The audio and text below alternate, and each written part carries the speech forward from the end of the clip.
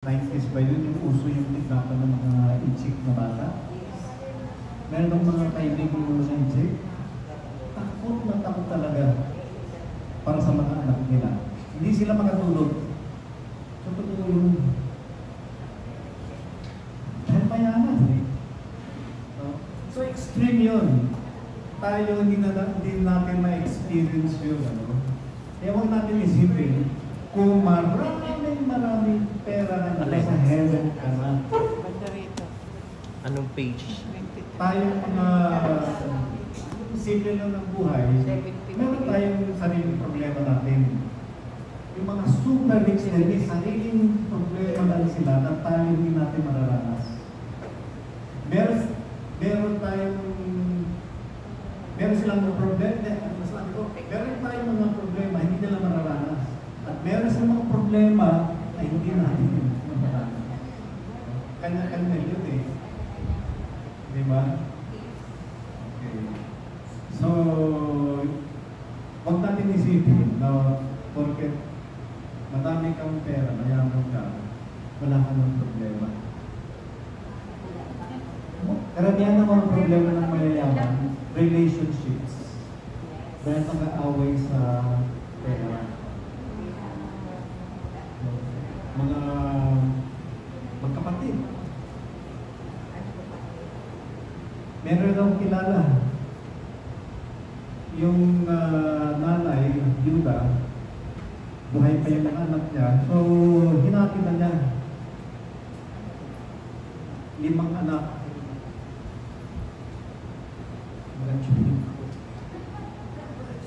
Kapatid ko ng lola ko. Hindi satisfied yung panganay. Abogado siya. Hindi siya satisfied. Hindi talaga sa konting nanay niya. Dahil siya daw yung panganay. Hindi dapat pantay siya ang panganay. Ganun. Meron din ako kilala, taga Batangas. Yan ang aking isa pong senior ng Batangas po. Kaya man sila, marami silang lupain, kung saan-saan. Pero pinamigay ko yung lahat. Ngayon, patay na po sila lahat. Namatay na rin yung manunan ko. Wala rin po, kahit wala alam mo yung anak sa boses ko. Kahit wala po ako, namatay na po yung manunan ko January 20. Lahat po ng kanilang mga kayamanan ko. Pinamigay din po yung iba sa hospital, sa simbahan, sa cemetery, sa barangay. Lahat po yun. Ang natira lang po, yung para po sa akin. Yun lang po. Kaya para sa kanya po. Lalo po siya, magkakaroon po yung keso. Basta po lahat na mga Chavez po. At saka,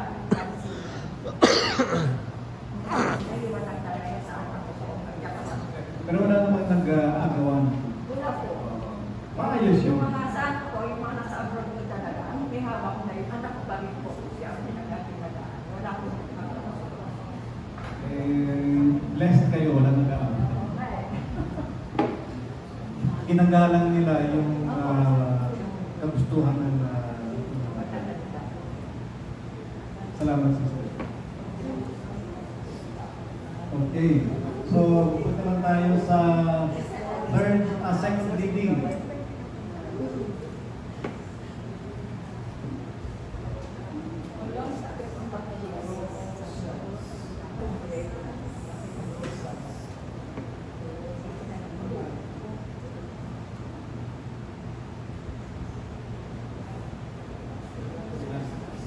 Mga Colosas, chapter 3, verses 1 to 5, tapos tatanong 9 to 11.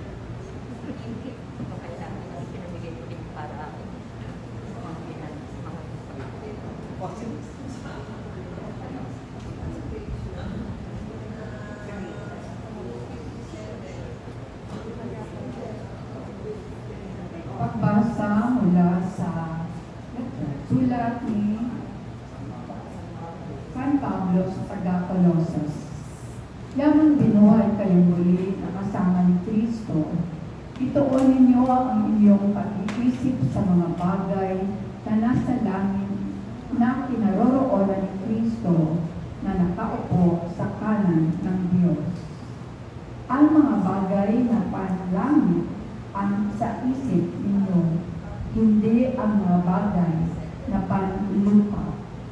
Sapagkat namatay na kayo at ang inyong buhay ay nakatago sa Diyos kasama ni Kristo. Si Kristo ang inyong buhay at kapag siya'y nahayag na, mahahayag din kayong kasama niya at makakahati sa kanyang kaluwalhatian. Kaya patayin na ninyo ang mga pagnanasang makamundo at makikiapid, karumihan, mahalay na simbolo ng damdamin, masamang pagnanasa at ang kasakiman ay isang uri ng pagsamba sa Diyos. Huwag kayong magsisinungaling sa isa't isa, sapagkat hinubad na ninyo ang dati ninyong pagkatao, pati ang mga gawa nito. Isinuot ninyo ang bagong pagkatao na patuloy na nagbabago at nagiging kalarawan ng Diyos na lumikha sa inyo upang lalo ninyo siyang makilala. Kaya sa kalagayan ito, wala nang pagkakaiba ang Griego at ang Hudeo, ang tulig at ang di-tulig, ang dayuhan at ang hindi sabilisado, ang alipin at ang malaya. Ngunit si Kristo ang pinakamahalaga sa lahat at siya'y nasa inyong lahat. Ang salita ng Diyos. Salamat sa Diyos. Thank you, sis.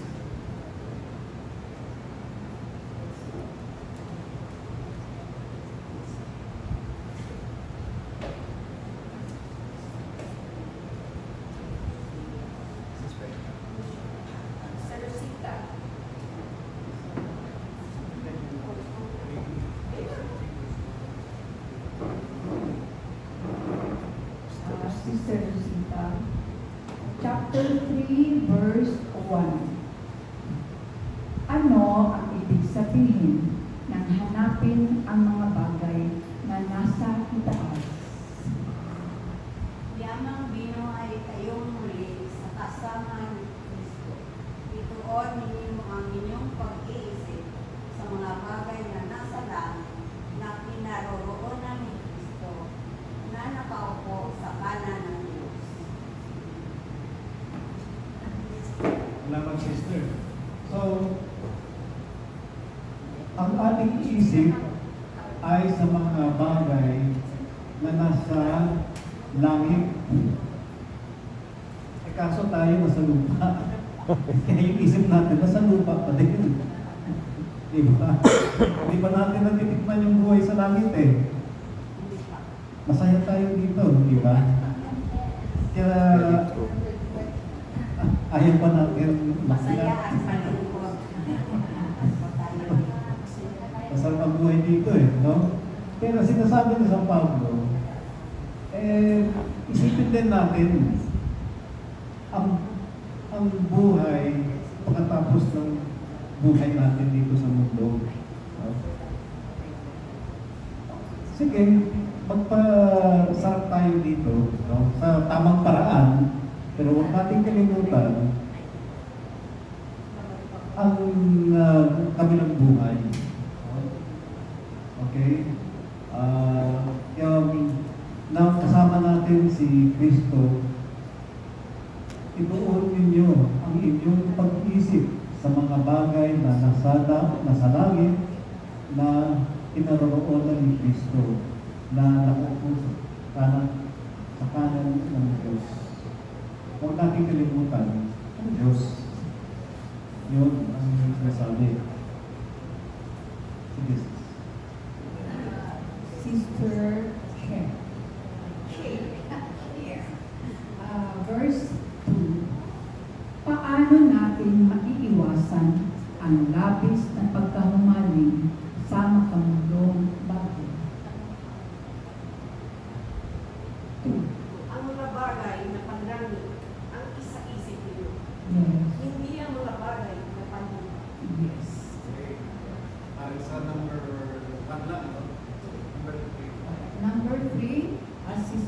Linda, ano ang ibig sabihin na ang buhay natin ay nakatago kay Kristo?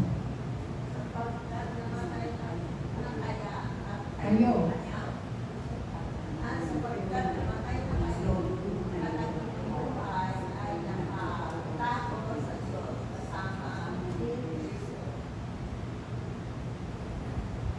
Okay. Salamat, Sis Linda. Namatay na kayo. Hindi ibig sabihin ito yung death. Hindi ibig sabihin na wala na tayong buhay. No? Pero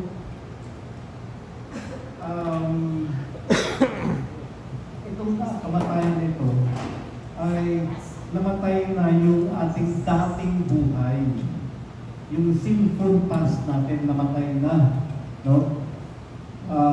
Sapagkat namatay na kayo, ibig sabihin yung dating buhay, yung ano na kayo, renewed na kayo, no? Sapagkat namatay na kayo at ang inyong buhay ay nakatago sa Diyos kasama ni Kristo. Nakatago sa Diyos. Imagine nyo yung Diyos. Hindi ba yung damit niya maluwag? No? Maluwag yung damit ng Diyos. Paano kayo nakatago sa Diyos? Ganun kayo ni Jesus. Sa ganun paraan, nakatago na kayo. At kung nakatago na kayo, iyayakap ko na kayo ni Kristo. Nakatago na kayo. Tinatago na kayo ni Kristo. Malapit na kayo kay Kristo. Imagine mo kung iyayakap kayo ni Kristo, ibig sabihin nun kayo malinis na kayo. Dapat wala na yung bahid ng dating buhay. Okay. So, so far, ang natutunan natin dito? Ang bagong buhay. No? Namatay na yung dating buhay natin. Patay na yun. Dapat bagong buhay na. Sister Fatima. 4. Ano ang inaasahan natin kapag si Kristo ay nakayag muli? Si Kristo ang inyong buhay, at kapag siya ay nahayag na, makakayag din kayo. Kasama niya at makakahatid sa kanyang kamong katulad. Okay. Klaro na yun, hindi natin kailangan. Sister Licha. 5. Bakit kailangan patayin ang mga pagnanasang makamundo? Kaya patayin na ninyo ang mga pagnanasang makamundo, ang pakiakit, pagkakilan, maayay, nagtitiyo, nagdagan, sama, pagnanasa, ang katakiman ng isang uri ng pagsamba sa Diyos.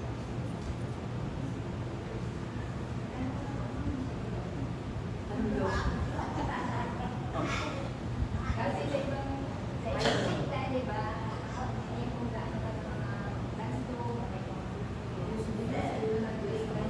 Anong naintindihan natin sa Diyos? Anong naintindihan natin sa Diyos? Siya lang ang sinasamba natin ang Diyos.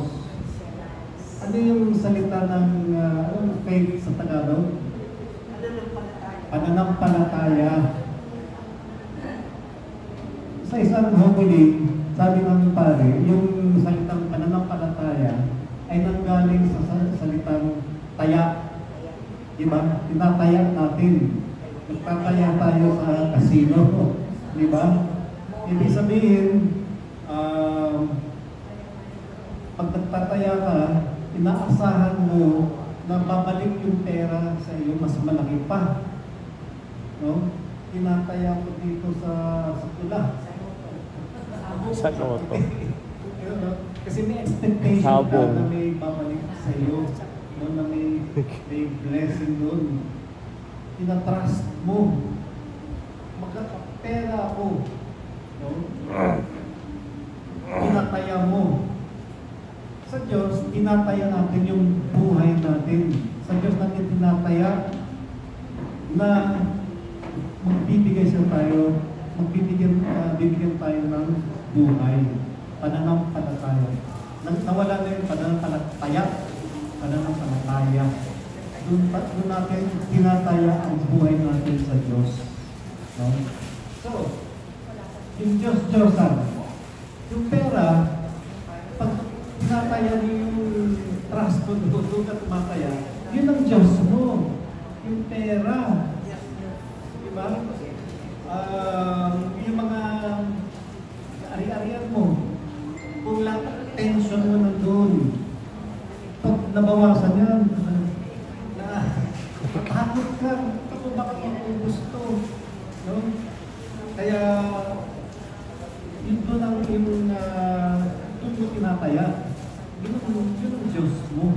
Yun ang ibig sabihin ng Diyos-Diyosan. Kung saan mo nilalagay yung trust mo. No? Yun ang ibig sabihin ng Diyos-Diyosan. Sis, maganda ka magpasakay sa akin. Kaya yung basahin din verse 5. Verse 5. Kaya patayin na ninyo ang mga pagnanasang makamundo, ang pakikiapid, karumihan, mahalay na simbolo ng damdamin, masamang pagnanasa, at ang kasakiman na isang uri ng pagsamba sa Diyos-Diyosan.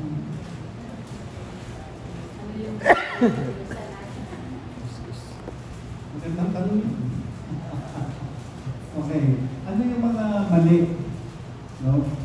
Pagnanasang makamundo, pakikiapid. No? May asawa ka na, tapos Nangangaliwa ka pa. Hindi lang titingin. Pakikitingin. No?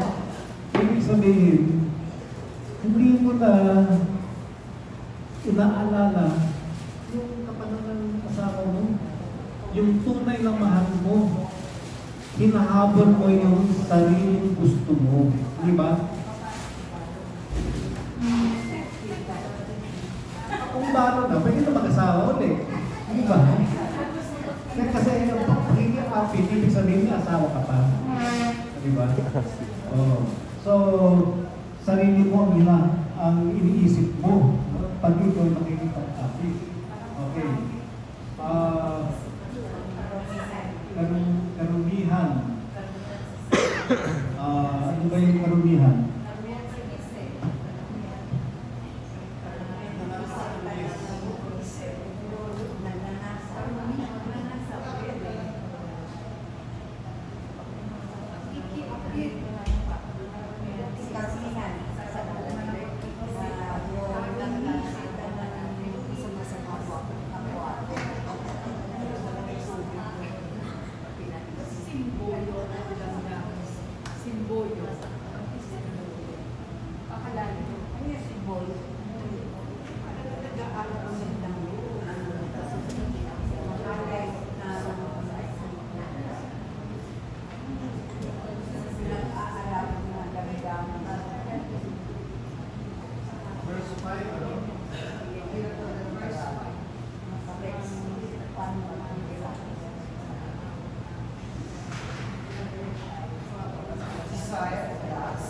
Okay. Put to death.